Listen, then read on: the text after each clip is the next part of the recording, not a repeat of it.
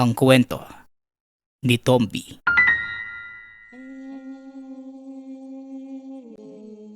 Ang kwentong ito ay hango sa totoong buhay. Mula ito sa isa nating tagapakinig. Karanasan ito ni Demi. Walang eksaktong taon. Probinsya ng Antique. Nang mga panahong ito, nababalot ng takot ang buong baryo. Marami sa kanila ang hindi lumalapit sa karagatan dahil sa mga nilalang na naglipan. Ngunit tanging pangingisda lamang ang ikinabubuhay ng mga tao doon. Wala silang magawa. Marami na ang namatay dahil sa kagagawan ng mga elementong nangunguha ng tao. 14 na taong gulang si Demi na mga panahong yun nang maganap ang isang pangyayari na nakapagpabago sa sitwasyon ng baryo hanggang sa may manggagamot na napadpad sa lugar. Hindi sinasadyang napalapit ito sa dalampasigan at naramdaman ang presensya ng mga nilalang. Mukhang hindi lang sakit ng katawan ang nararanasan ng mga tao rito. Manong, ano ba ang meron sa karagatang yan? Bakit wala ni isang bangkang pumapalaot? Wika ng lalaki. Sa kabila ng katotohanang alam na ng binata ang nangyayari, mas ginusto pa din itong malaman mula sa mga tao ang totoo. Maniwala ka sa aking bata. Isinumpa ang karagatang yan at wala nang gusto na lumusong. Dahil hindi na sila nakakaahon, natatagpuan na lamang ang katawan sa tabing dagat. Tuyong-tuyo na parang hinigop ang lahat ng laman ng katawan. Tugon ng matandang lalaki. Ama ni Demi. Natawagin na lang natin sa pangalang Neryo. Ganun ba? Nakita niyo naman ba kung ano ang may gawa? Hindi. Pero sigurado kaming may mga nilalang sa tubig. Sila ang kumukuha at pumapatay sa mga taong nagagawi dito. Kung wala kayong nakikita, paano niyo nasasabing may naninirahan dito? Batay na din sa pagkamatay ng mga residente at pagkawala ng ilan sa amin. Kaya wala ni isa sa mga taga rito ang pumapalaot. Nabubulok na lamang ang mga bangka sa dalampasigan.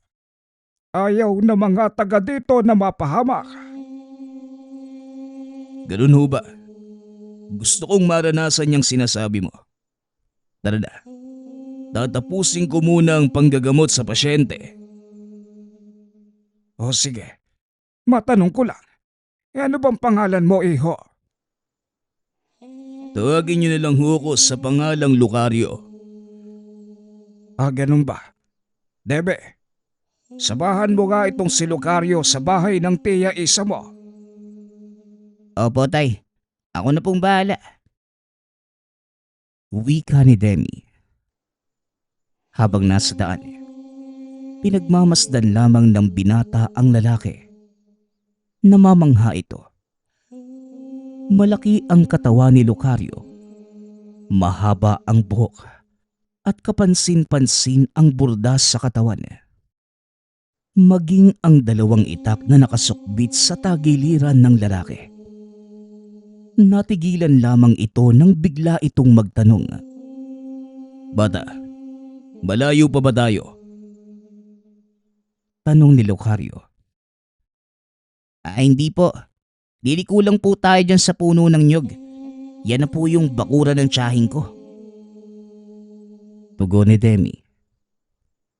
Mabuti naman kung ganun. Pagdating natin doon, antayin mo na lang akong lumabas. Huwag ka nang sumunod ha. Po, gusto ko nga makita kung paano kayong manggamot eh. Tapos, Iiwanan niyo ako sa labas? O sige, ikaw ang bahala. Pero uunahan na kita ha. Hindi ka aya-aya ang makikita mo. Ayos lang po yun. Tara na po. Siguradong kanina pa nag-aantay si Tia Isa. Wika ni Demi. Pumasok ang dalawa sa loob ng tahanan. Nakita ang nakaratay na dalaga. Demi, ito na ba yung manggagamot na sinasabi ni Neryo? Ama, tanong ko lang, may nais ho ba kayong inumin? Tanong ni Tia Isa. Kabilang ho yung sa akin. Uy Bubet, bakit hindi ikaw yung kumuha nun? Lubos-lubusin mo na. Total, gusto mo ding sumama dito, hindi ba? Utos ni Lucario. Dali-daling kumuha ng kape ang binata. Iniabot ito kay Lucario. Matapos ay naupo si Demi sa tabi ng pinto. Habang pinapanood ang manggagamot, hinuwakan nito ang pulso ng pinsan ni Demi. Natawagin na lang natin sa pangalang Ani. Matanong ko lang iya, saan ka huling nagpunta? Magsabi ka ng totoo.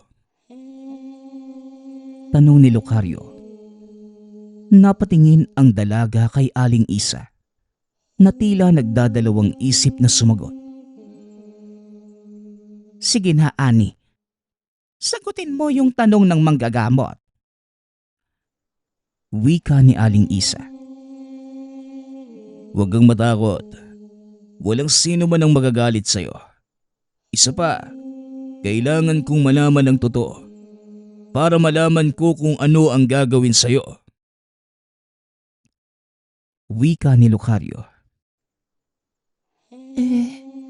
Bakit po ba kailangan yung itanong yung mga ganyang bagay? Hindi ba pwedeng gamutin nyo na lang po ko? Tanong ni Ani. O sige, pero walang sisihan na. Tugon ni Lucario. Biglang diniina ni Lucario ang palad ng dalaga. Gamit ang hintuturo. Napasigaw ito.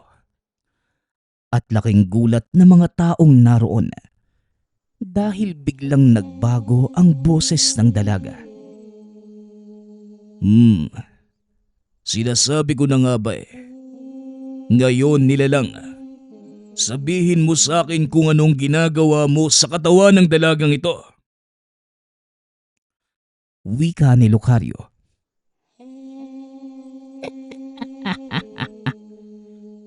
Napakatalas talaga ng iyong pang-amoy, Lucario. Bakit pa kailangan mo pang makialam? Akin ang katawan ng dalagang ito. Hindi ko hahayaang makuha ng iba ang malusog na katawan ng dalagang ito. Tugon ng elemento. Alam mong, hindi kayo pwedeng manahan sa katawan ng mga mortal, hindi ba? Isang beses ko lang sasabihin sa'yo. Lumabas ka. Iwanan mo ang katawang ito kung ayaw mong magkaroon ng problema. Hindi. Hindi pwede.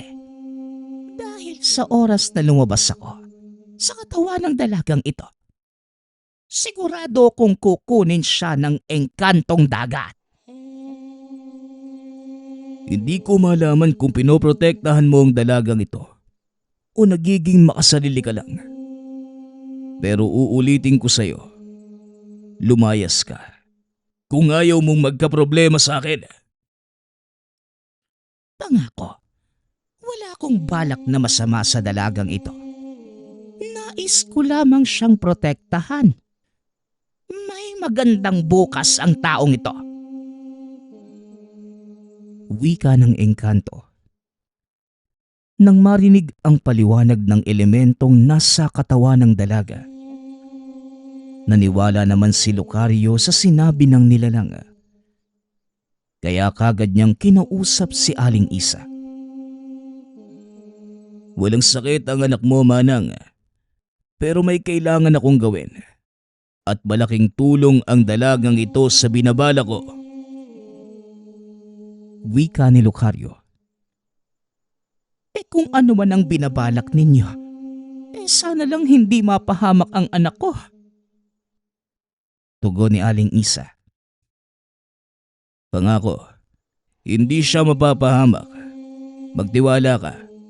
At ako nang bahala. Muling wika ni Lucario.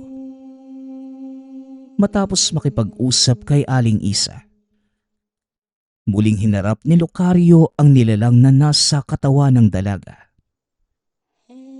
Sabihin mo sa akin kung ano ang binabalak mo. Tanong ng engkanto. Balak kong solusyonan ang dalawang problema sa isang bagsak lang. Pero kakailanganin ko ang tiwala at tulong mo. Kung talagang hangad mo ang ikabubuti ng dalagang ito, ipagkatiwala mo siya sa akin. Tugon ni Lucario. Hanggat walang magiging banta ng pangarib sa kanya, pumapayag ako. Ngunit sa oras na mapahamak si Ani, sisiguraduhin kong mananagot ka sa akin. O sige, payag ako. Mamayang gabi, sisimulan natin ang plano. Sa ngayon, hayaan mo munang makapagpahinga ang dalaga. Wika ni Lucario. Nawala ng malay si Ani. At maya-maya lang, nahimasmasa na ito. Teka, ano pong nangyari sa akin? Bakit parang pagod na pagod yung katawan ko? Tanong ni Ani. Magpahinga ka na muna, Iya. Kakailanganin mo ang lakas mamayang gabi. Tugon ni Lucario. Hindi ko po maintindihan. Nay, ano po bang ibig sabihin ng lalaking ito? Saka, bakit po ba siya nandito sa bahay natin?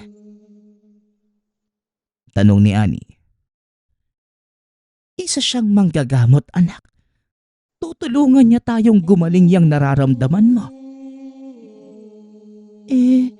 Maayos naman po ko, Nay. Nangihina lang po yung katawan ko. Saka, nananaginip ng kung ano-ano. Maliban po doon, wala naman po kong ibang nararamdaman. Magtiwala ka lang, anak. Magiging maayos din ang lahat. Pag-uusap ng mag-ina. Ngunit naputol ito nang sumingit si Lucario. Aling Isa, bakit hindi mo sabihin sa anak mo ang katotohanan? Sabat ni Lucario. Anong totoo, Nay? Bakit po? Ano po bang nangyayari sa akin? Isang nilalang o engkanto ang nananahan sa katawan mo, Ani. Tugon ng ina. Nagulat ang dalaga nang marinig ang sinabi ng ina. Si Lucario na ang nagpatuloy ng pagpapaliwanag. Ito ang dahilan ng panghihina mo, Iha, at pananaginip ng kung ano-ano. Dahil hindi kaya ng katawan mo ang dalawang espiritong nananahan dito. Ngunit sa oras na umalis ang nilalang sa katawan mo, pagpepiestahan ito ng mga engkantong dagat. Pagpapaliwanag ni Lucario. Kaya pala, madalas ko din pong nadidinig sa isipan ko yung mga katagang yan. Sino po ba yung nilalang na nasa katawan ko? Isang engkanto. Ngunit sinisiguro ko sa iyo, Iha, isa itong mabuting nilalang. Magtiwala ka lang sa akin at may paraan ako para wakasan ang hirap na nararamdaman mo. Wika ni Lucario. Napatango ang dalaga Bilang pagsang-ayon, patuloy lamang na nakikinig si Demi sa mga nangyayari. Nakaligtaan na nitong kailangan niyang umuwi. Alam na mga magulang nito na nasa tahanan siya ng tiyahin. Kaya hindi na nag-abala ang binatang bumalik sa tahanan upang magpaalam. Kinagabihan, nang maihanda na ang lahat, dinala ni Lucario ang dalaga sa dalampasigan. Maraming mga tao ang tumututol, ngunit hindi nakikinig ang binata. Lucario, delikado ang pinabalak mo. Baka mamaya mapano ang bata. Wika ni Mang Neryo. Magtiwala ka lang, Mang Neryo. Alam ko ang ginagawa ko. At kayo dyan, ayaw niyo bang maputol ng tuluyan ang sumpa sa lugar na ito? Tatanga na lang ba kayo? Habang unti-unting nawawala ang pangkabuhayan niyong lahat. Tignan niyo ang paligid. Sabihin niyo sa akin kung para saan ang mga bangkang yan, maging ang mga lambat. Naparito ko, hindi lang para gamutin ang dalagang ito, kundi tuluyang wakasan ng takot na bumabalot sa baryo ninyo. Wika ni Lucario. Pero bakit si Ani? Ano bang meron sa kanya? Ang pamangkin mo ay may kakaibang kakayanan. Malakas ang kanyang espiritual na kakayahan. Kaya niya nagawang kanlungin ang engkanto sa loob ng katawan niya.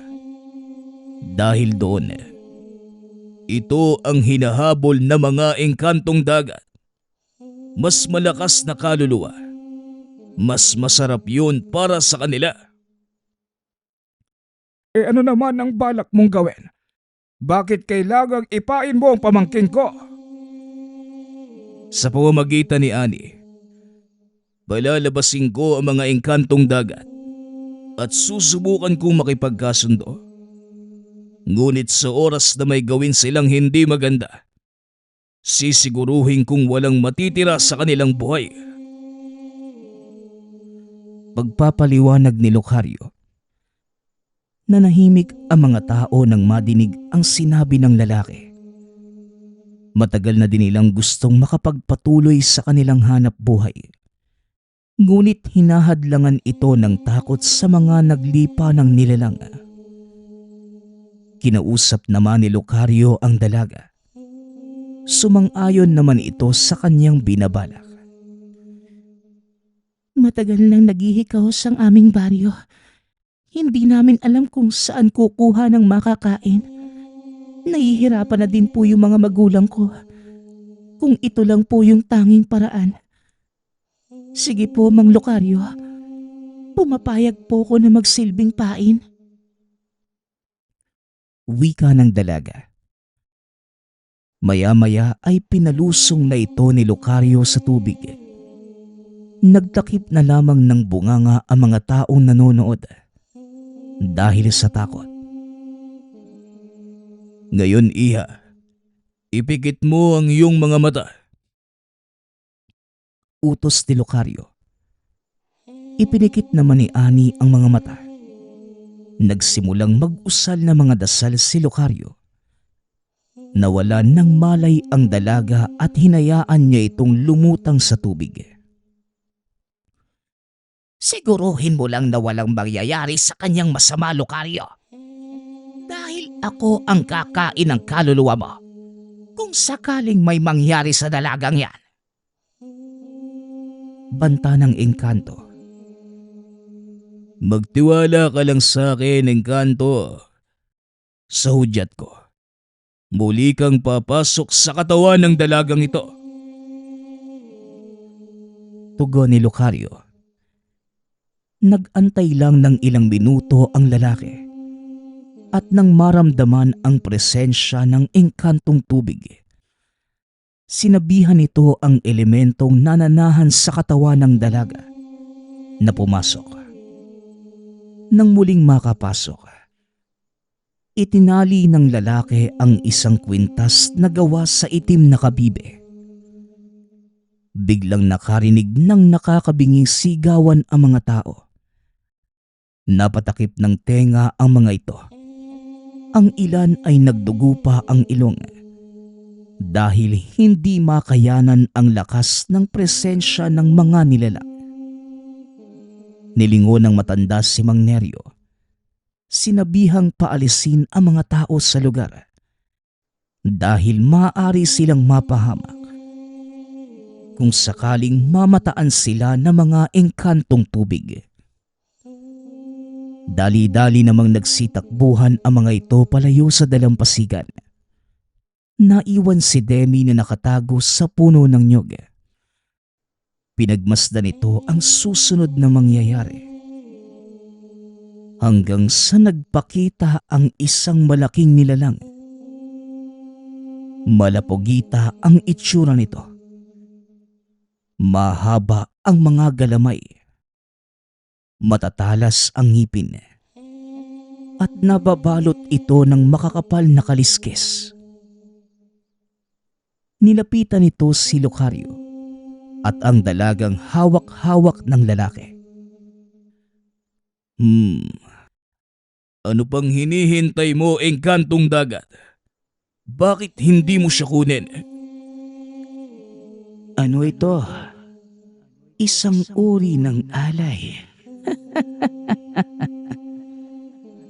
Pasensya na. Pero hindi kami mabubusog ng kapiranggot na karne. Wika ng engkantong tubig. Huwag kang mag-alala. Pampagana lang ito. Bakit hindi mo siya hawakan? Hindi ka ba natatakama? Wika ni Lucario. Nakita nito ang kakaibang tingin sa mata ng engkantong tubig. Marahan nitong inilapat ang galamay sa tiyan ng dalaga na siyang malaki nitong pagkakamali. Dali-daling hinawakan ni Lucario ang galamay ng nilalang. At kahit gaano pa kadulas ang mga ito, hindi niya magawang makawala.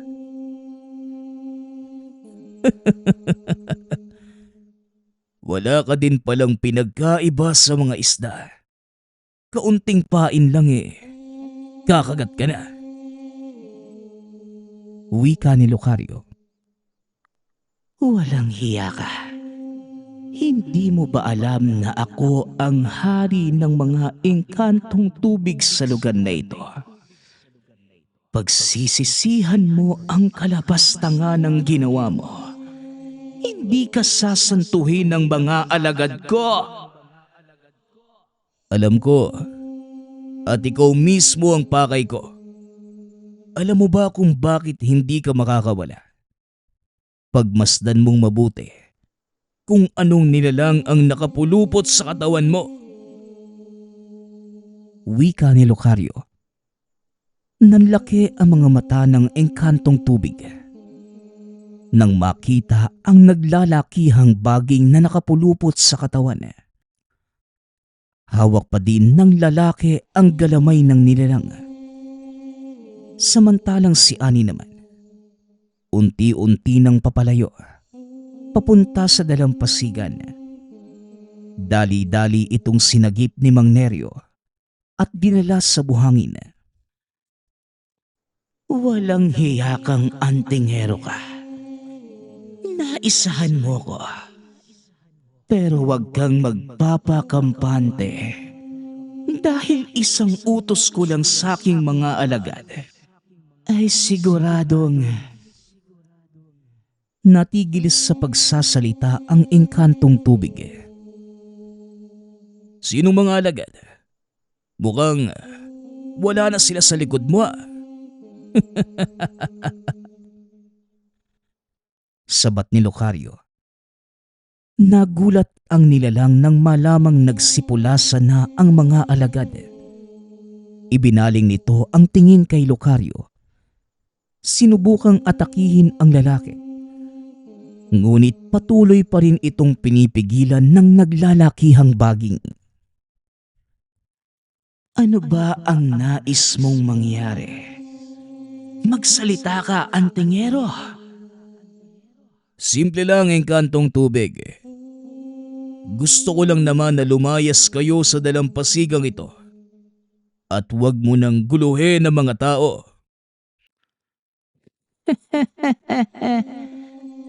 Guluhin ng mga tao. Hindi kaya kabaliktaran ng sinasabi mo? Bakit? Anong nakakatawa sa sinasabi ko? Ang mga tao ang unang nanggambala sa amin. Sinira nila ang ilan sa aming mga tirahan. Inabuso ang karagatan at nilaso ng tubig. Ngayon, kami naman ang nawala ng tahanan. Sa palagay mo, wala pa kaming karapatang magigante. May punto ka nga naman. Pero sa tingin ko, hindi pa rin tamang pumatay kayo ng mga tao at gawing pagkain. Kung nagkamali man kami, gayon din kayo.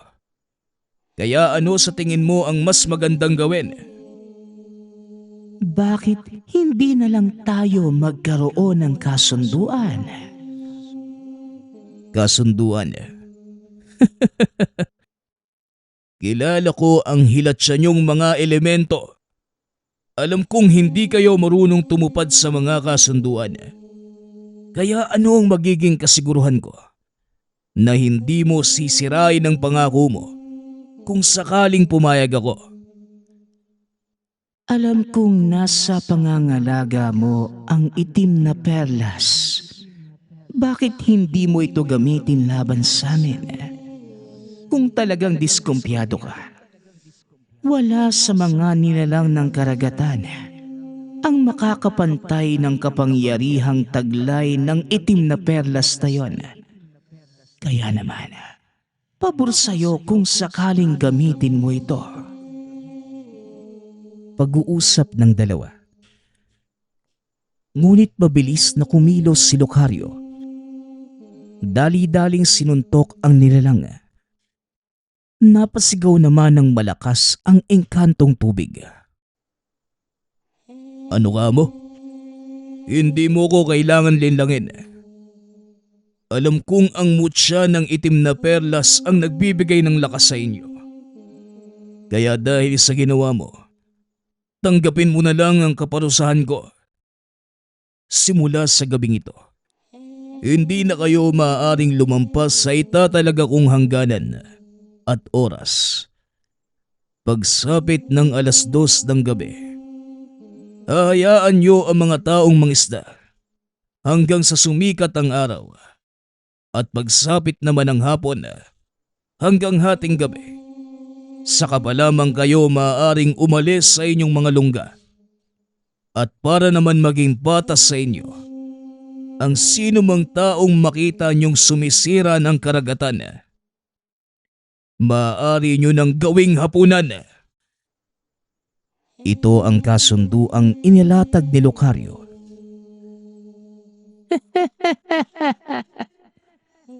At ano naman ang mapapala namin sa kasunduang yan? Kapayapaan, engkantong dagat. Yan ang aking alok sa'yo. Ngayon, kung ayaw mo, madali akong kausap. O sige, hanggat kaya mong pangatawanan ang sinasabi mo, tutupad ako sa kasunduan. Ngunit sa oras na lumabag ang mga tao, alam mo na ang mangyayari.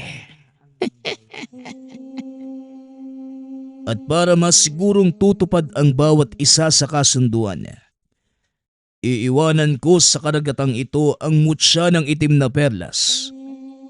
Nang sa ganon, sino man ang sumira sa kasunduan, kagad kukunin ng kaluluwa. Ano? Ayos na ba sa'yo ang ganon? Siguruhin mo lang, antingero. Dahil sa oras na hindi masunod ang kasunduan, uubusin namin ang mga taga-baryo at kasalanan mo ito. Pag-uusap ng dalawa. Matapos ay lumubog na sa tubig ang elemento. Bumalik sa dalampasigan ang lalaki. Kinausap ang mga taga-baryo. Ipinaliwanag nito ang kasunduan at kung ano ang maaaring maging kapalit sa oras na sumira ang magkabilang panig. Nauunawaan naman ito ng mga taga-baryo. Kaya simula ng araw na yon, hindi na sila nangahas na sirain ang karagatan. Ipinagbabawal din nila ang pagpasok ng ibang mangingisda sa kanilang karagatan. Ngunit paminsan-minsan, may mga nakakalusot. At ito ang nagiging biktima ng mga engkantong tubig.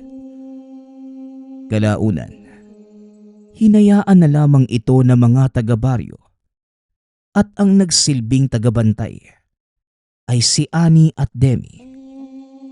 Ngunit sa kasamaang palad, namatay sa malubhang sakit si Annie. Kaya si Demi na lamang ang naiwan. Matagal na panahon na ang lumipas. Ngunit sariwa pa rin sa alaala ni Demi nang minsang magkaroon ng kasunduan ang antingero at engkantong tubig. Ang susunod nating kwento ay mula sa isa nating tagapakinig. Karanasan ito ni Roger. Walang eksaktong taon. Probinsya ng Iloilo. Si Roger ay bunso sa 4 na magkakapatid. Nag-iisang lalaki. Kaya madalas ay napagbibigyan sa mga luho. Ang tanging ikinabubuhay ng pamilya ay pangingisda at may malapad na palaisdaan na ipinagkatiwala sa ama ng isang mayamang taong nakatira sa Maynila. Dahil malayo sa kabiasnan, pinili nitong ipagkatiwala sa ama ni Roger ang ari-arian. Maabilidad ang ama pagdating sa ganitong trabaho, kaya marami ang nagrekomenda na gawin siyang bantay. Noy, marami ang nagiging trabaho dito sa palaisdaan. Tulungan mo ko dito ha. Si nanay mo at si nene na ang bahala sa gawaing magagaan. Ikaw ang lalaki, kaya dapat ikaw ang mas matipuno kaysa sa mga ate mo. Wika ni Tatay Tasyo. Naku Tasyo, hayaan mo na yung anak mo. Kahit anong ituro mo dyan puro naman kalokohan ang laman ng utak niyan. Tignan mo. Pinabayaan niya lang si Nene na maghakot ng bintol na ginamit niyo kahapon para sa ipag-inspeksyon ng mga alimango. Nako, napakabigat at marami.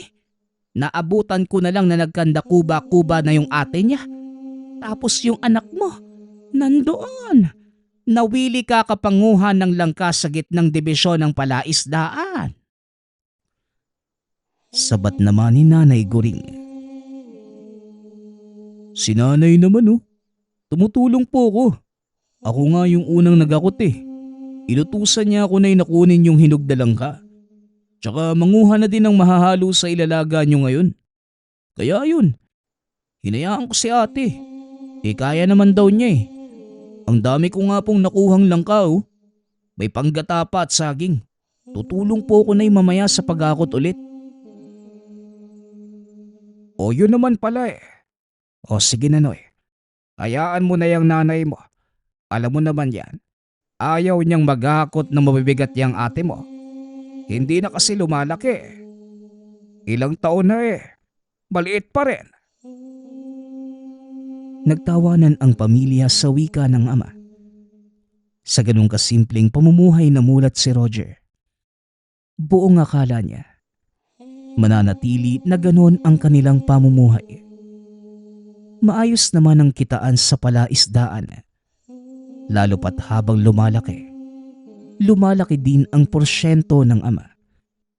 Nasa sekundarya na silang tatlo, habang ang panganay naman ay may asawa na.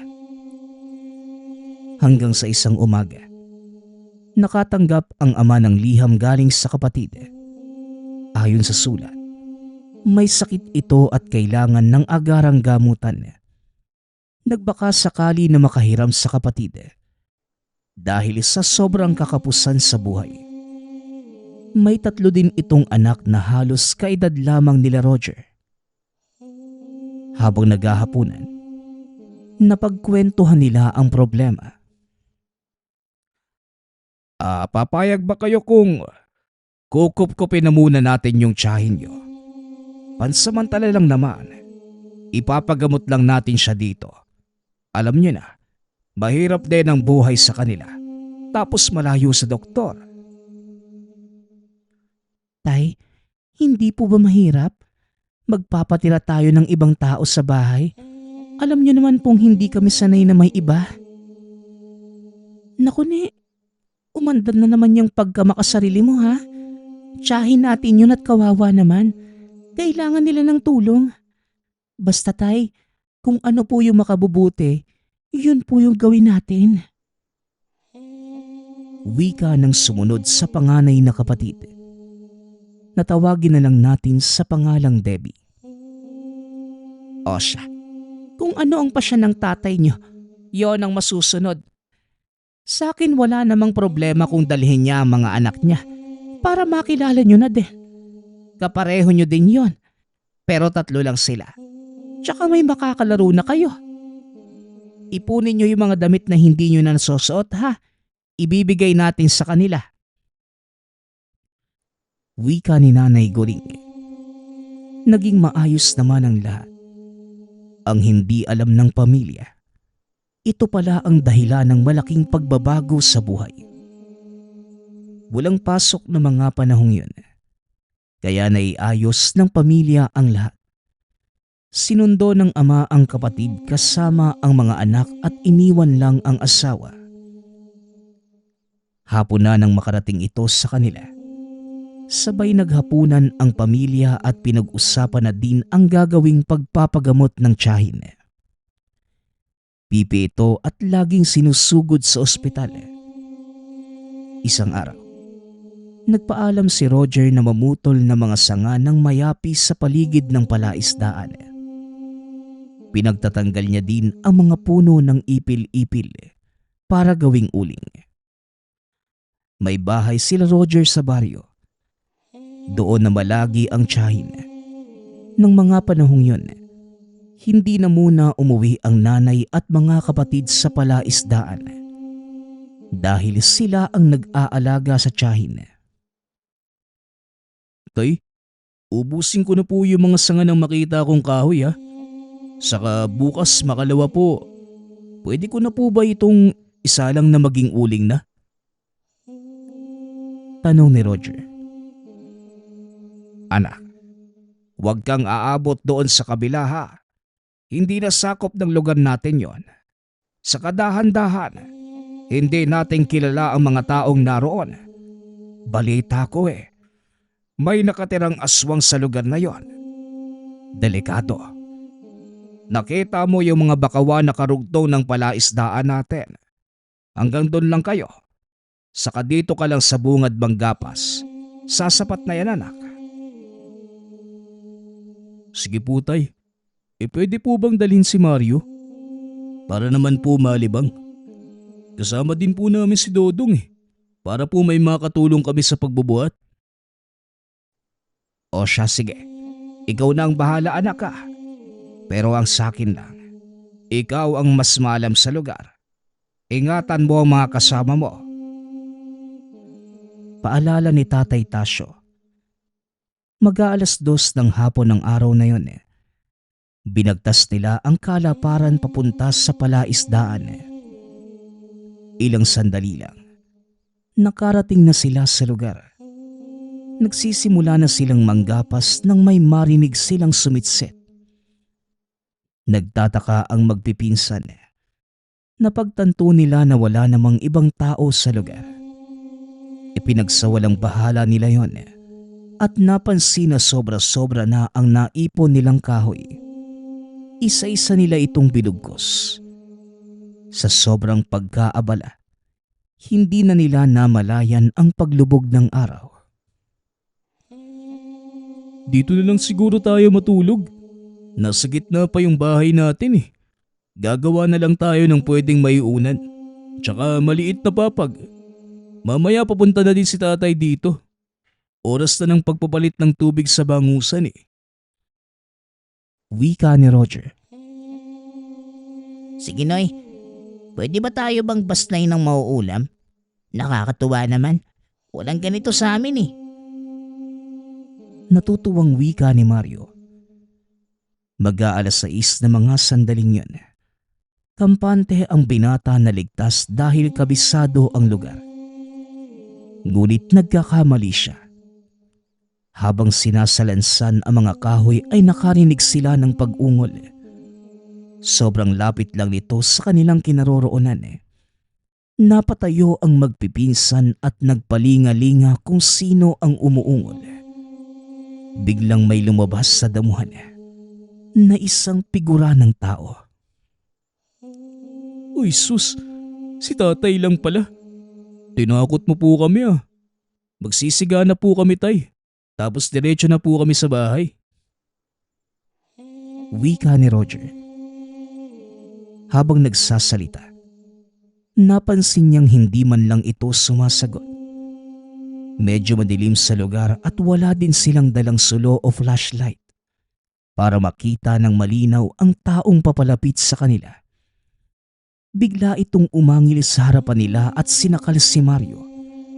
Sa sobrang takot ng dalawa, napasigaw pa si Roger. Tay, wag po. Si Maria po yan, anak yan ni Tia. Tulong! Tulungan niyo po kami! Wika ni Roger. Nakangisi pa ang tatay habang sinasakmal ang bata.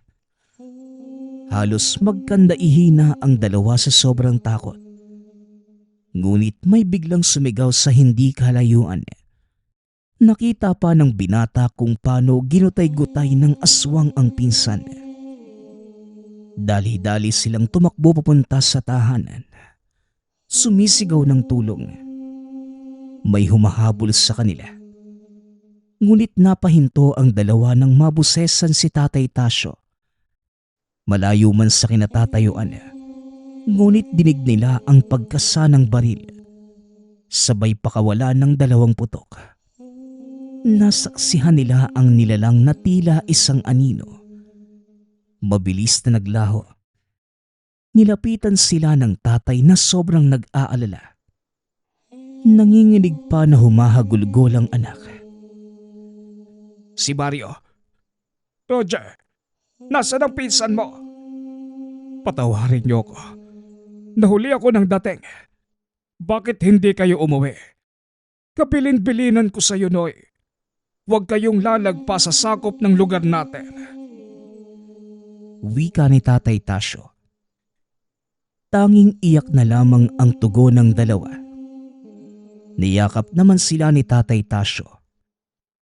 Makalipas ang ilang sandali, hinatid na ng ama ang magpinsan sa baryo.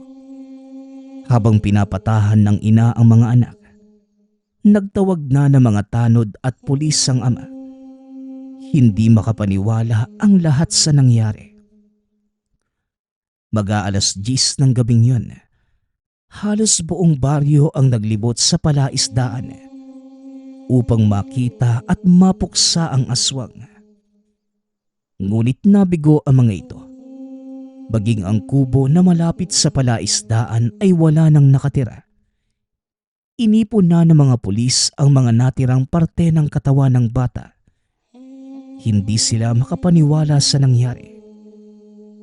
Inumaga rin ang lahat sa pagroronda. Maging sa baryo at karatig nito ay naalarma din dahil sa insidente. Imbis na gumaling ang inang nagpapagamot, Mas lumala pa ito dahil sa sobrang pagdadalamhati sa anak. Lahat ng sisi ay nabaling kay Tatay Tasyo. Tumahimik na lamang ang pamilya. Tinanggap ng ama ang paninisi ng kapatid, maging ng buong baryo. Nang minsang sumalakay ang aswang. Nagpapasalamat nga pala ako sa lahat ng sumusuporta sa ating channel. Nawa ay patuloy niyong suportahan at pakinggan ang ating mga kwento. Hanggang sa muling pakikinig. Paalam.